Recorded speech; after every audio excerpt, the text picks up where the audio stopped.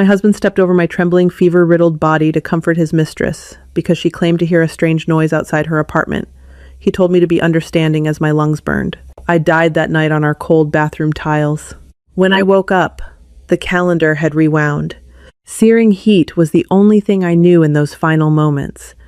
It felt as though someone had poured boiling lead into my veins while simultaneously locking my bones inside a freezer. My temperature had spiked to 104.5 degrees, an aggressive, unchecked viral infection that was rapidly attacking my heart. I was curled into a pathetic, shivering ball on the master bathroom floor, my forehead pressed against the freezing porcelain tiles in a desperate attempt to find relief.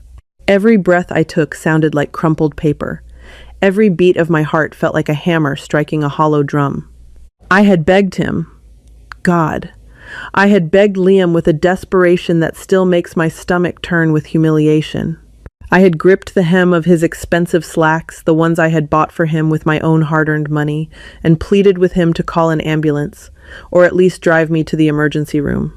Instead, he was looking at his phone, his face illuminated by the harsh white light of the screen.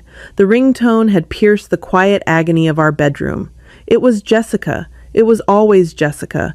She was his childhood friend, a fragile, perpetually distressed woman who always seemed to encounter a crisis precisely when Liam's attention was focused on me. "Liam, please." I had gasped out, my voice barely a cracked whisper. My chest. I can't breathe. He looked down at me, his expression a chilling mixture of irritation and impatience. There was no panic in his eyes, no concern for the woman he had sworn to protect in sickness and in health just 5 years prior. "Natalie, stop being so dramatic," he sighed, running a hand through his perfectly styled hair. "You have the flu. People don't die from the flu. Jessica is terrified.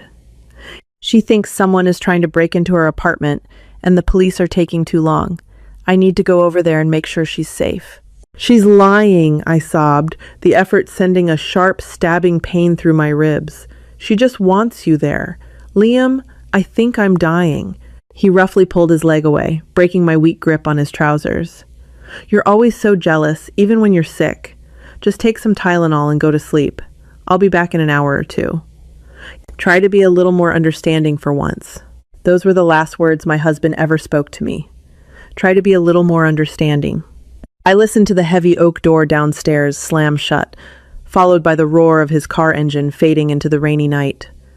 I was left entirely alone. The fever triggered an acute episode of viral myocarditis.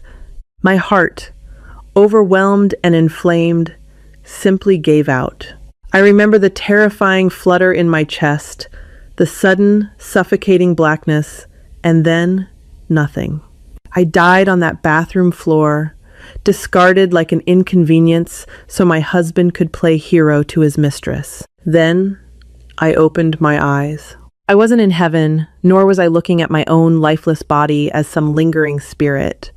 I was staring up at the familiar, intricate molding of our bedroom ceiling. Sunlight was streaming through the sheer curtains, casting warm, golden shapes across the duvet. I bolted upright, gasping for air. My hands flew to my chest. My heart was beating strong, steady, and normal. My skin wasn't flushed with a deadly fever. It was cool and dry. Panic and confusion warring in my mind, I scrambled for my phone on the nightstand. The screen lit up. Tuesday, October 12th. I dropped the phone on the bed, staring at it as if it were a venomous snake. October 12th. I knew that date intimately. It was exactly 3 days before the night I died. 3 days before the fever took hold. My breathing hitched as I looked to my left.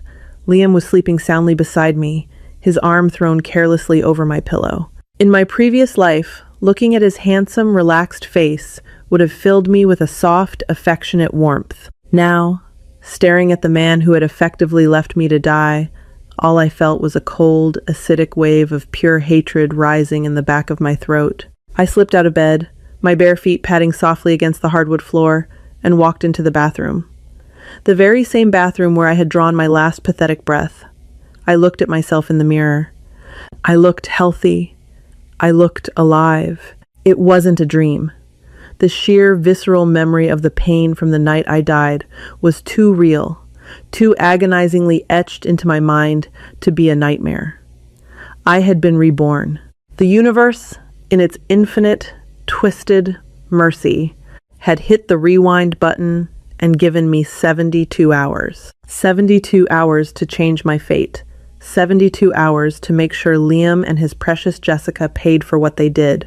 I washed my face with freezing water, gripping the edges of the marble sink until my knuckles turned white. In my past life, I was Natalie, the understanding wife. Natalie, the financial backer who used her inheritance to fund Liam's tech startup, only to let him take all the credit. Natalie, the naive fool who believed her husband when he said Jessica was just like a sister to him. That Natalie died on these tiles. The woman staring back at me in the mirror was entirely different.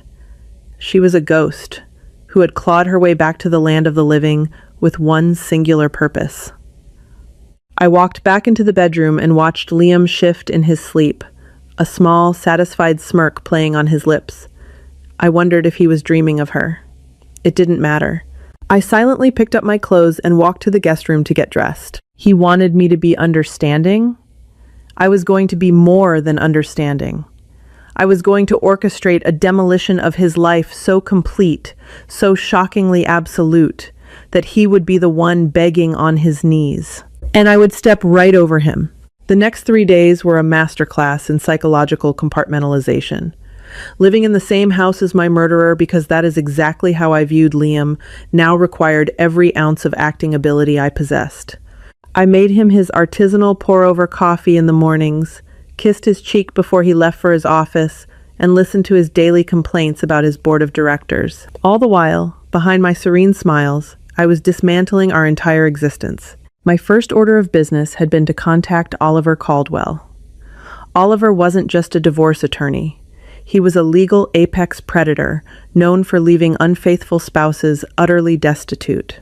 When I sat in his high-rise office on Wednesday morning and laid out the financial documents proving Liam had been embezzling company funds to pay for Jessica's luxury downtown apartment, Oliver's eyes had gleamed with predatory delight. "He's sloppy, Natalie," Oliver had said, tapping a manicured finger against the bank statements I had quietly duplicated. He used an LLC registered under his cousin's name, but the money trail leads straight back to the joint account you funded.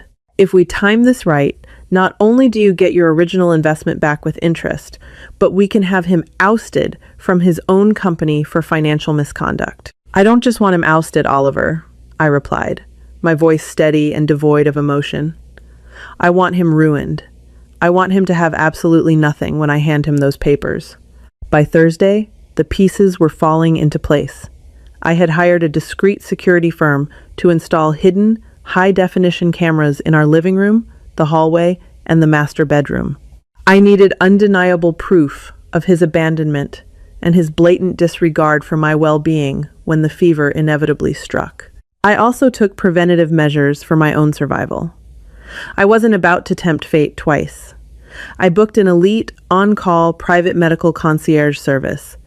A doctor and a nurse were put on a retainer, ready to be dispatched to my house the moment I gave the signal. I knew the myocarditis wouldn't be fatal if caught early and treated aggressively with IV antivirals and steroids. I just needed to survive the night. Friday evening arrived, bringing with it the familiar, heavy rain that had masked the sound of Liam's car driving away in my past life. And just like clockwork, at 7 p.m., the first shiver racked my spine. It started as a dull ache in my joints, followed quickly by a wave of unnatural cold that made my teeth chatter. My body was remembering the script. I changed into my pajamas and climbed into bed, pulling the thick duvet up to my chin. My skin grew hot to the touch, and the room began to spin slightly. I checked my smartwatch. My heart rate was already beginning to climb. At 8:30 p.m., Liam walked into the bedroom. He had just finished dinner downstairs, a dinner I supposedly had been too tired to cook, earning a heavy sigh of disappointment from him earlier. He was dressed in a comfortable cashmere sweater, scrolling mindlessly through his phone. "You're still in bed?" he asked, not looking up from his screen. "I have a terrible fever, Liam," I said. leaning into the pillow. I didn't have to fake the weakness in my voice. The illness was setting in rapidly. My chest hurts. It's hard to breathe. He finally glanced over, his brow furrowing in annoyance rather than worry. You probably just caught that bug that's going around the office. Drink some water. Before I could respond, his phone lit up in his hand. The custom ringtone he had set for her, a soft acoustic guitar melody, filled the room. I watched his posture immediately shift. The casual annoyance vanished, replaced by an urgent, hyper-focused attention. He answered it on the first ring, turning his back to me. Hey, Jess. His voice dropped an octave, softening into a tone he hadn't used with me in years. What's wrong? You're crying. I lay there, the heat radiating from my skin, watching the exact sequence of my nightmare replay itself in vivid reality. Whoa, slow down, Liam said, pacing the length of the bedroom. A guy outside your window? Did you call the cops? Okay, I know they're useless. Don't panic. Lock your bedroom door. I'm coming right now. He hung up the phone and immediately went to his closet, pulling out his heavy trench coat. He didn't even look at me as he grabbed his car keys from the dresser. Liam, I croaked out. The fever was peaking, making my vision swim, but my mind was violently clear. Where are you going? I told you, my chest. I need to go to the hospital. He paused at the bedroom door, turning back to look at me. The annoyance had morphed into open resentment. Natalie, don't do this right now. Don't be so selfish. Jess is having a panic attack. Someone is literally terrorizing her. You have a standard flu. Take some Tylenol. I'll be back in an hour or two. He was reciting the lines perfectly. Every syllable struck my ears like a confirmed death sentence. But this time, I wasn't the pathetic wife clinging to his trousers. If you walk out that door tonight, Liam, I said, my voice shockingly steady despite the rattle in my lungs, don't bother coming back. He scoffed, a short, ugly sound of disbelief. Unbelievable. You are entirely unbelievable. Be understanding for once in your life, Natalie. I'll deal with your drama when I get back. He turned and walked out. I didn't beg. I didn't cry. I just listened. I listened to his footsteps echo down the hall. I listened to the front door open and click shut. I listened to his car engine roar to life and fade into the pouring rain. The hidden cameras had captured every second of his negligence, every word of his cruel dismissal. The moment the house fell silent, I didn't collapse onto the bathroom floor to die. I reached under my pillow, pulled out my phone, and hit the speed dial for the medical concierge. This is Natalie, I gasped, the physical toll of the fever finally breaking through my adrenaline. It's starting. Send the team. 30 minutes later, an IV was safely secured in my arm, pumping life-saving medication and fluids directly into my bloodstream. Dr. Harrison, a discreet, silver-haired physician, monitored my heart rate on a portable ECG machine right next to my bed. The crushing pain in my chest was already beginning to recede. As the medicine took effect, I picked up my phone again and sent a text to Oliver Caldwell. He left. We have it on tape. Execute the asset freeze tomorrow morning. Oliver's reply was instantaneous. Consider it done. Sleep well, Natalie. Tomorrow, we ruin him. I leaned back into my pillows, watching the steady drip of the IV bag. Liam thought he was leaving a nagging, sick wife behind to play the knight in shining armor for his mistress. He had no idea he had just walked straight into a wood chipper. Morning arrived with a crisp, bitter chill that seeped through the frosted window panes of the kitchen. I sat on a velvet bar stool at the marble island, holding a steaming mug of Earl Grey tea, my posture perfectly straight. Doctor. Harrison had left an hour prior, packing up his portable ECG and IV bags, declaring me fully stabilized and out of the danger zone. The fatal inflammation that had killed me in my past life was suppressed. I was alive. I was wearing a meticulously tailored navy blue pantsuit, and I was waiting. Footsteps echoed heavily in the front hallway. It was 8:15 a.m. Liam had been gone for over 13 hours. He walked into the kitchen looking exactly like a man who had spent the night reassuring his mistress, instead of caring for his wife. His designer trench coat was wrinkled, his tie was stuffed into his pocket, and the cloying, synthetic scent of Jessica's cheap vanilla perfume clung to his clothes like an invisible fog. He stopped dead in his tracks the second he saw me. He blinked hard, his sleep-deprived eyes trying to process the scene. He had left a woman gasping for air and burning with a severe fever. He came home to a woman who looked ready to dismantle a Fortune 500 company. "You're awake," he stammered, his brow furrowing in deep confusion. "Oh, and dressed," I thought. "Last night you said you were dying." "I recovered," I replied simply, taking a slow, measured sip of my tea. My voice was smooth, betraying absolutely none of the vitriol boiling beneath my skin. It's amazing what a little rest and independence can do for a person's health. Liam let out a loud, patronizing sigh, walking over to the espresso machine. "See? I told you it was just a regular flu. You always blow things out of proportion, Natalie. You made me feel terribly guilty for leaving, and look at you, you're absolutely fine. You really need to stop being so melodramatic." I watched his back as he pulled a shot of espresso, marveling at the sheer audacity of the man. In my previous life, his gaslighting would have made me question my own sanity. Now, it just fueled my focus. "How is Jessica?" I asked casually. "Did the police catch the prowler outside her window?" He stiffened slightly, clearly not expecting me to bring her up so calmly. "No. By the time I got there, whoever it was had run off. She was having a massive panic attack, shaking like a leaf. I had to stay on her couch all night just to make sure she felt safe enough to sleep. It was exhausting, honestly." "I can imagine," I murmured. "It must be draining managing two separate lives." Before he could register the weight of my words, his cell phone, resting on the kitchen counter, began to vibrate violently. It was a call from his bank. He picked it up, his expression shifting from annoyance to confusion as he answered. "Yes, this is Liam.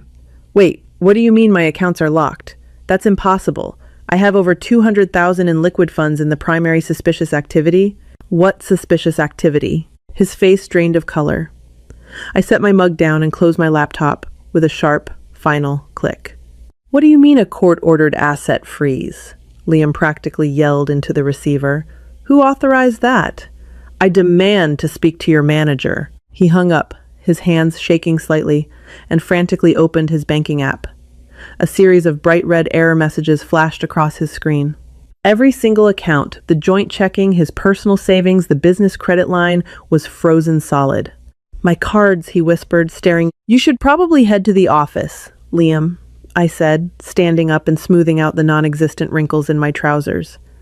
"Financial irregularities are nothing to scoff at.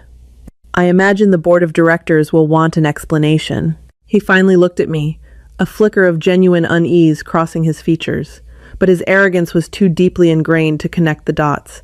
"I have to go sort this mess out. Someone is going to get fired for this clerical error." He grabbed his keys and rushed out the door. I waited until his car pulled out of the driveway before picking up my own phone. I dialed Oliver Caldwell's private number. "He's on his way," I said the moment Oliver answered. "Excellent," Oliver's deep, booming voice crackled through the speaker. "Fiona Carmichael and Richard Hayes are already here in the conference room. I presented them with the ledgers you provided. To say they are furious would be a gross understatement. They are out for blood, Natalie. Make sure security is ready," I instructed. "I'm heading over now." The drive to Liam's tech firm, the firm my inheritance had built, was a blur of quiet anticipation. For 5 years, I had played the silent, supportive wife. I had willingly stayed in the shadows, allowing him to play the genius CEO while I managed the unglamorous back-end finances. He had mistaken my silence for stupidity. He had mistaken my loyalty for weakness. By the time I stepped out of my car and walked into the gleaming glass lobby of the corporate headquarters, the trap was fully sprung. The receptionist, who usually greeted me with a polite, dismissive nod, stared at me with wide, terrified eyes. I didn't stop at her desk. I walked straight past the security gates, my heels clicking rhythmically against the polished marble, heading directly for the executive floor. It was time to show my husband exactly what happens when you leave a fire to burn out of control. Eventually, it consumes the entire house. Total silence engulfed the executive boardroom as I pushed open the heavy mahogany double doors. The atmosphere inside was suffocatingly tense, thick with the kind of corporate hostility that ends careers. At the head of the long glass table stood Liam, his face flushed a dangerous shade of crimson, a vein throbbing wildly at his temple. He was surrounded by the company's most powerful board members, including Fiona Carmichael, the steely-eyed venture capitalist, and Richard Hayes, the ruthless chief financial officer. Seated comfortably at the opposite end of the table was my attorney, Oliver Caldwell, calmly reviewing a stack of meticulously organized legal files. "Natalie?" Liam snapped, his voice cracking slightly as I walked in. "What are you doing here? And why is this lawyer sitting in my boardroom spouting absolute nonsense about my personal accounts?" I didn't answer him. I walked slowly to the only empty leather chair in the room, right next to Oliver, and took a seat. I folded my hands on the table and looked directly into Liam's panicked eyes. "Liam," Richard Hayes spoke up, his voice cold and sharp as a scalpel. "This isn't about your personal accounts. This is about the $600,000 of company capital that has been systematically siphoned off into an offshore LLC over the past 14 months. An LLC registered to your cousin, which then funneled payments directly to a residential lease downtown. A lease signed by a Miss Jessica." Richard adjusted his glasses, reading from the paper in front of him. "Jessica Rollins." Liam's jaw dropped. The color rushed out of his face so fast I thought he might faint. "That's a mistake. Those were legitimate vendor payments." "Vendor payments for what, Liam?" Fiona Carmichael interrupted, leaning forward. "High-end lingerie? Platinum jewelry? A luxury penthouse overlooking the harbor? We have the receipts. We have the bank transfers. We have everything. You have no right to audit those accounts without my authorization," Liam yelled, slamming his hand on the table, trying desperately to reclaim his dominance. "I am the CEO of this company. I founded this company." "Actually," I said, my voice cutting through his shouting like a knife through silk. The room instantly fell quiet. I looked at him with an expression of absolute terrifying calm. "You didn't found anything, Liam. You just put your name on the door." Liam stared at me, his mouth opening and closing like a suffocating fish. "Natalie, what are you doing? Have you lost your mind?" "Oliver," I said softly, not breaking eye contact with my husband. Oliver stood up, buttoning his suit jacket. "Mr. Davies, according to the original Articles of Incorporation documents your wife wisely insisted upon when she provided the initial $2 million seed funding, Natalie Davies retains a 75% controlling interest in all voting shares in the event of documented financial malfeasance by the acting executive." Oliver tossed a heavy, bound folder onto the center of the table. It slid perfectly across the glass, stopping right in front of Liam. "Furthermore," Oliver continued, his tone dripping with professional satisfaction, "the board held an emergency vote 15 minutes before you arrived. It was unanimous. Effective immediately, you are terminated from your position as CEO. Your company access is revoked. Security is waiting outside to escort you off the premises." "No," Liam whispered, shaking his head frantically. He looked at Fiona, then at Richard. They stared back at him with nothing but disgust. He finally looked back at me, his eyes wide with a sudden horrifying realization. "Natalie, you can't do this. I'm your husband. We built this together." "We built nothing together," I replied coldly. "I built the foundation, and you used it to buy an apartment for another woman. And speaking of being my husband, I reached into my designer briefcase and pulled out a sleek, white envelope. I slid it across the table toward him. "Those are the divorce papers," I stated. "You'll notice that because of the embezzlement of marital assets and the clauses in our prenuptial agreement regarding infidelity, you are entitled to absolutely nothing. I am taking the house. I am taking the cars. I am taking the company. You have exactly $0 to your name." Liam collapsed into the chair behind him. He looked like a man who had just stepped on a landmine and was waiting for the explosion. "Natalie, Please, I'm sorry. Jessica means nothing to me. It was a mistake. Just let me fix this. Please, be understanding. Hearing those words again, be understanding, sent a dark, satisfying thrill straight down my spine. I am being completely understanding, Liam, I said, standing up and buttoning my blazer. I understand exactly who you are. Now, if you'll excuse me, I have a company to run. Security! The heavy doors opened, and 2 massive security guards stepped into the room. Please escort Mr. Davies out of my building, I ordered. I didn't wait to watch them grab him by the arms. I didn't stay to listen to his pathetic, sobbing pleas echoing down the executive hallway. I turned my back on the man who had left me to die on cold bathroom tiles, and I walked out of the boardroom, a reborn queen stepping gracefully into her empire. Karma never misses an address, and revenge is best served with an eviction notice and a court order. If you loved witnessing this ultimate underdog reversal and seeing a toxic husband get utterly dismantled, make sure to hit that like button. Don't forget to share this story with anyone who needs a reminder of their own worth, and subscribe to the channel for more dramatic, real-life storytelling.